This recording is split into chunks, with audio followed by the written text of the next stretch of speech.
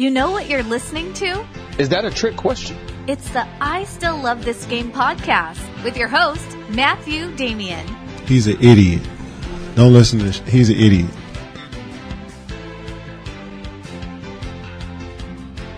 Hello and welcome to episode 61 of the I Still Love This Game podcast. Our streak of 24 straight days with an episode is over. But the good news is we have 4 games to talk about. The bad news is 3 of those 4 games were blowouts. But the obvious reality is not every game can be a thriller. But let's start with the Celtics and Sixers in Game 4 because that was by far the most competitive. And TJ McConnell started in place of Covington, and that finally ignited the 76ers offense. It didn't really help with their shooting percentages, and I'll get to that in a minute. But his aggressiveness did get them going a little bit more than what we saw with Simmons dominating the ball and trying to create everything. McConnell and Saric were a combined 18 of 29 from the field, but the rest of the Sixers were 21 of 65, which is a horrid percentage. I didn't work out the percentage, but that's bad. The good news for Philly is they still won with the horrible shooting, but can they rely on McConnell to produce like that in Boston? Similar questions have been asked about the Celtics all playoffs with Rozier, so it's really not that far-fetched to think that McConnell could shift this series. And Game 5 should be competitive, and both teams have to be better offensively. Realistically, though, I can't expect Philly to come back from an 0-3 deficit. But I wouldn't be shocked if they take Game 5. They're a young team that has been punched in the mouth by some great playoff intensity. They let Games 2 and 3 get away from them, but they're still alive. Pressure can do incredible things to teams in the playoffs. We just saw what it did to Toronto, and we've seen what it's done to Toronto really for the last 4 years. And they've crumbled. Philly might crumble in Game 5, or maybe, just maybe, their resolve will have been strengthened and they'll respond to the challenge. It'll be interesting. I highly recommend watching Game 5 because we won't have any other games to watch by the looks of things. But on a serious note, keep an eye out for this game.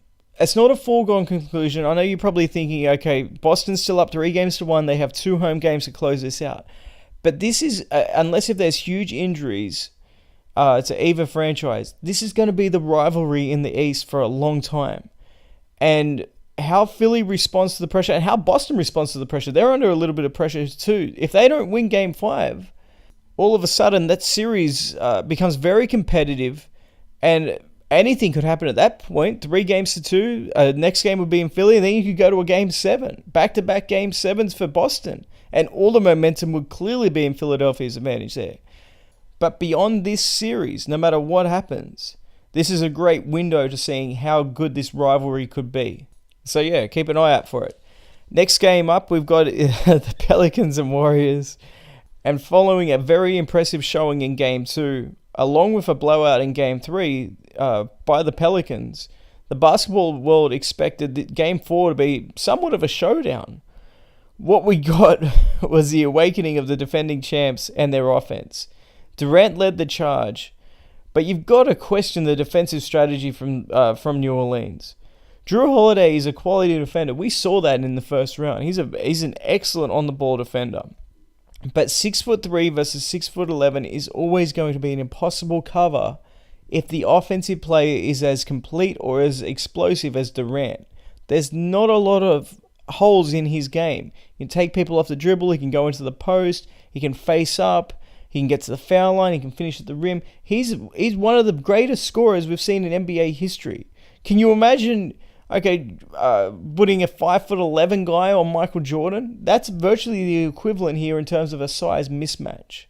And we saw what Jordan was able to do to smaller defenders, and Kevin Durant has been doing this to Drew Holiday all series. Which leads me to the obvious question is, why don't they put Davis on him? And it blows my mind. Now, I know we saw this sporadically throughout the series. I mean, real sprinkles of it. We haven't seen it at any consistent stretch. And Durant was still scoring fairly effectively, but the degree of difficulty was much higher. Davis has to be the one guarding him primarily. And when you think about who Golden State has on the perimeter beyond Kevin Durant, that makes even more sense because you could put Drew Holiday along with Rondo on Thompson and Curry, and you're not wasting his defensive expertise on those players. He's a very valuable defender, but those guys are valuable offensive players too. So it's imperative that they slow those guys down as well as Durant. But beyond that, as explosive as the Warriors were offensively, only Durant shot higher than 50%. Incredibly, there's room for improvement from Golden State's standpoint. The Pelicans also need to keep their composure on the offensive end. They lost it in the second quarter of Game 1, and it was gone once again in Game 4. They need to play the game of their lives in Game 5. And I don't think they'll roll over, but I also don't expect them to extend the series. I think it's going to be over in 5 games. Now let's move on to the Houston and Jazz Game 4. And whilst I didn't think the Rockets would waltz right into Utah and take both games, I'm not totally shocked by it. We knew how explosive of an offense they had. What I am shocked about, though, is the fashion that they won them. Defensively, they've shown us a totally new gear. Utah got whatever they want offensively against a very capable Thunder defense.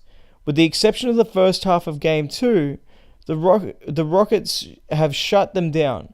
Even more surprisingly, Capella has been a more effective defender than Gobert.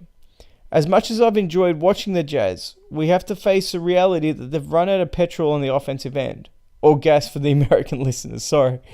And sooner rather than later, we're going to see the showdown between the Warriors and Rockets. It's just a matter of time.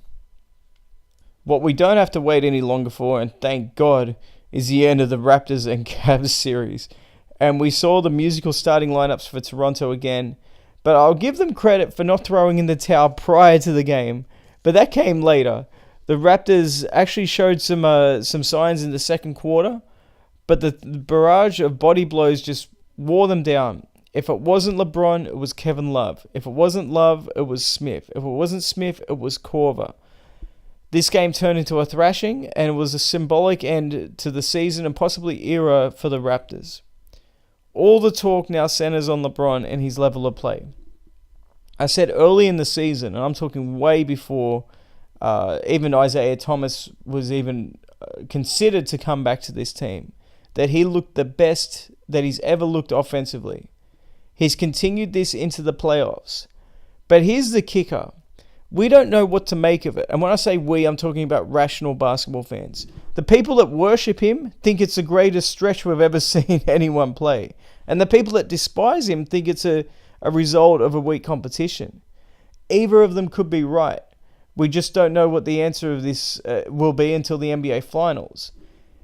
If Cleveland plays Boston, as I'm talking about in the conference finals, if they play the Celtics, as well coached as they are, expect big numbers again from James. The true test of how well he's playing is if he can do this against the Warriors or the Rockets and get the Cavs over the line against a quality team like that. If he does that, he goes right back into the top 5, maybe the top 4 of all time, and he surpasses Bird again. I had him at that position after the 2016 finals. He dropped down after the 2017 finals. But if he's able to get this group over the line against those teams, either of those teams, then yeah, he does go back. I got that question earlier on in the playoffs, and I stand by that. The other thing I wanted to address is the notion that James isn't getting any help. Look, it's so simple. If his supporting cast was garbage, teams would just simply double or triple team LeBron and get the ball out of his hands, and his teammates would suck, right? That's just basic basketball. The fact that teams can't double him shows exactly how well his teammates are playing. From Kevin Love. Kevin Love was dominant outside of Game 1 against the Raptors. Kyle Korver has been very, very good for them, as has J.R. Smith since Game 4 up against the Pacers. Now for the Raptors, and I guess we should probably talk about them. Feels more of a eulogy for this team than anything. But they gave up 128 points for the second time this series. The first time was in Game 2 of this series, and that was after they dropped Game 1 at home. So Game 2 was essentially a must-win situation. They gave up 128 points then, and then they gave up 128 points in an actual elimination game. You know, that kind of defensive effort is completely unacceptable. And I hate to say this, because I genuinely do not harbor any ill feelings towards Toronto or that organization. But the sooner this team is broken up, it's the better. There can be no more excuses. This is the worst showing by a number one seed I can remember, and I've seen quite a few of them go down in the first round. And remarkably, it just gets worse. This is the third time in 4 seasons they've been swept, and twice of that happened when they had the home court advantage. It's time. It has to happen. They have to break up this entire roster. Every single player has to, if they have value, they have to be gone. They have to be traded. And Casey has to go as well. So we had 4 games to talk about, and I got through that within 10 minutes. So I got a lot of questions to get through. I got a lot of time to get through a lot of questions.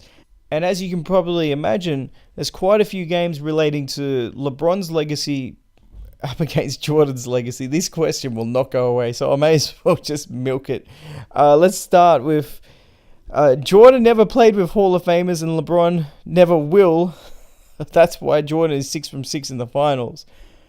Oh, well, where do I start with that one? All right, first of all, Jordan played with 2 Hall of Famers. Obviously, Scottie Pippen. He also played with Dennis Rodman.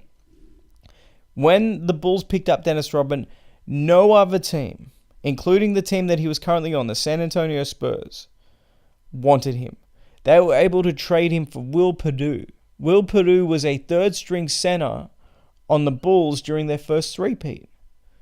And they were able to trade him for Dennis Rodman. Dennis Rodman was amazing in 96, but let's not forget that he completely no-showed in the 97 playoffs and also in the 98 playoffs. It got so bad that during off days in the NBA Finals, he was turning up to World Championship Wrestling, WCW. A lot of you guys probably won't even know what that is, but that was the main competition to the WWE back then. He was showing up to events there to promote those events. He had mentally checked out. But if we're going to use Dennis Rodman as an example of a Hall of Famer, let's look at some of the Hall of Famers that LeBron has played with. Guaranteed. We can already put Ray Allen in there. And we're going to say that he was old or moshed up. You know, there was some interest for Ray Allen. There was absolutely no interest for Dennis Rodman. So if people are going to include Dennis Rodman, who was not an all-star when he played with Jordan, but if they're going to use Dennis Rodman as an example of being a Hall of Famer, then I'm going to also use Ray Allen. But let's look at some surefire Hall of Fame players that LeBron James has played with.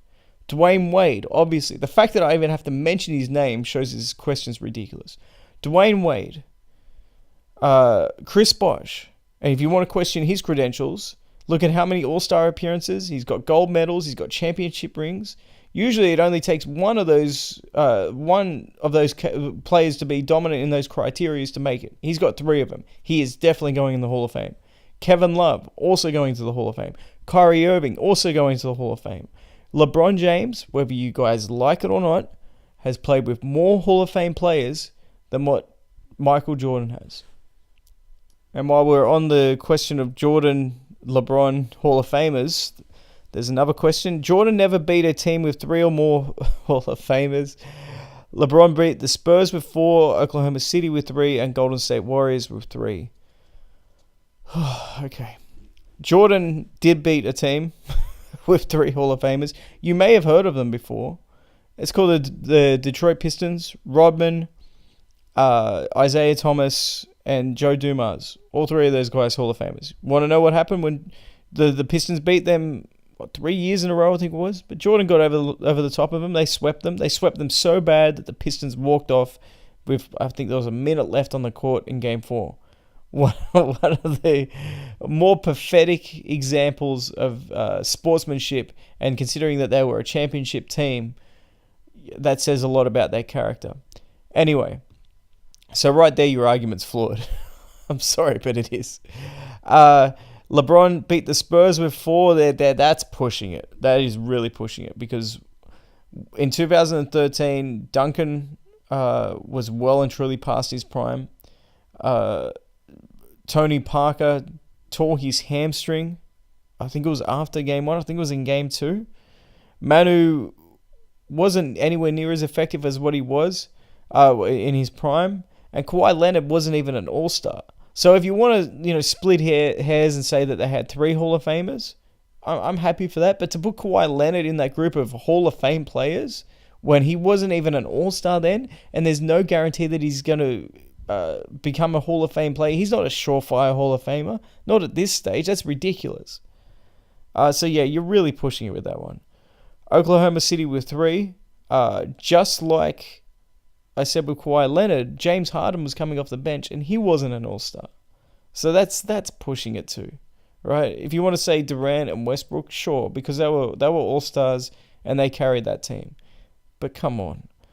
And Golden State Warriors with 3. Look, Draymond Green, that's kind of pushing it too. I mean, when you look at his resume, sure, but you look at his production hasn't matched up to being a Hall of Fame player. Now, of course, I do agree with you if he goes through them this year, because then they do have 3 Hall of Fame players. Kevin Durant, Klay Thompson, Steph Curry. That I completely agree with. But LeBron has not gone through the Warriors with those 3 players, right? So I am not going to give him credit for losing to that team, because then we may as well give Jordan credit for losing to a team with 5 Hall of Famers, the Celtics. Larry Bird, Dennis Johnson, McHale, Parrish, and Walton. I mean, everyone throws dirt at Jordan for not getting through that, but he had... Jordan didn't even have another All-Star player, let alone another Hall of Fame player. And that's a critical thing as well.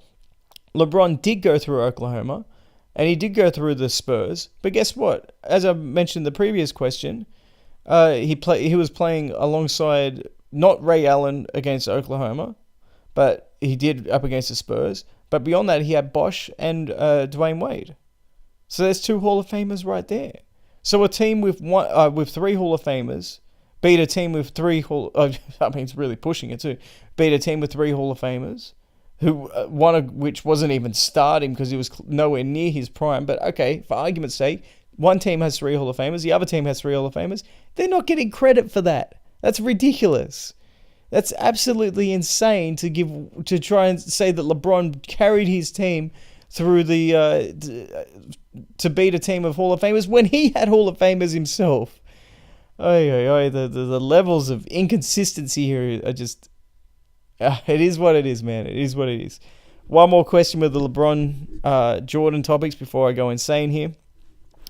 And everyone agrees that LeBron is the best all-around player of all time. But you don't have him as the best of all time. How is this possible? I don't agree that he's the best all-around player. How could anyone say he's the best all-around player of all time when he doesn't play defense? Explain that to me. And then come back to me. Because if defense is suddenly excluded, then how is he more of an all-around player than Magic Johnson? I'll let you get back to me on that one. Let's change gears here and let's look at some other questions slightly not related to LeBron and Jordan. Who are your 5 favorite players of all time? I answered a very similar question to this before, but it's a little bit different because it was asking me who my all-time favorite players of all time, 5 of them as a team. This is just listing it, I think. I'll answer it that way anyway. And this is not in any order, but Alonzo Mourning, Iverson, Bernard King, Dr. J, Gary Payton. That's my 5 favorite. While we're shifting gears, who was the worst podcast guest you've had on? I'm not going to mention his name because that would be a bit dirty. But I had one guy when I was starting up. I Still Love This Game as a Facebook and Instagram brand or page or whatever you want to call it. It's not really a brand, is it? I'm not selling anything. Oh, I sold the book, I guess. Maybe it's a brand. Anyway, when I started off those fan pages, I had one guy that was always arguing with me because I was doing the top 5 players of all time at their specific positions, right? And I invited him on. I tried to be nice. I said, come on the podcast. Just come on the podcast. And he came on. He was a nice guy at first, but he would come up with the most ridiculous statements, right? People hated him. People really... He had one of those... If you think of identity politics, he applied the same concept to sports and arguments. because I made him a moderator on the pages. And I would come up with a topic or whatever, a video, and he would. I keep telling him, just please change it from posting as I still love this game to yourself. He would never do that. So he would be arguing against the topic that I just wrote, but people wouldn't be able to understand because he's posting as a page. I kept asking him to stop that. He couldn't stop it, right? So it was getting on my nerves. But then he told me that Josh Smith, remember Josh Smith? Jay Smooth, I think his nickname was, played in Atlanta, played in Houston as well. I think he played on the Clippers for half a season and then went back to Houston. He was telling me that Josh Smith was a better and more skilled power forward than Karl Malone. And it was at that point that I realized that he's got to go. And when people would argue with him, this is the whole identity politics mindset that he had. People say, what are you talking about? Back this up because I've got a pretty intelligent fan base. I'm blessed with that. I know I'm blessed with that. And I enjoy having conversations and responding to people. And people were asking him to substantiate where he was coming from. And his response was, I referee basketball games. I know what I'm talking about. And I was just like, all right, you got to go. So I told him, I messaged him, I said, you've got to go. Threw a fit about it. I ended up having to block him on there. And by far and away, he was the worst podcast guest that I've ever had on. And yeah, and it got so bad that, of course, I had to block him on there and all that. And I was actually running an NFL page at the same time. And he found that as a linked account, or maybe he bookmarked it or something like that. And he started messaging me on there. And I was just like, wow. All right. If maybe he put this energy into his basketball knowledge, we wouldn't have had these problems.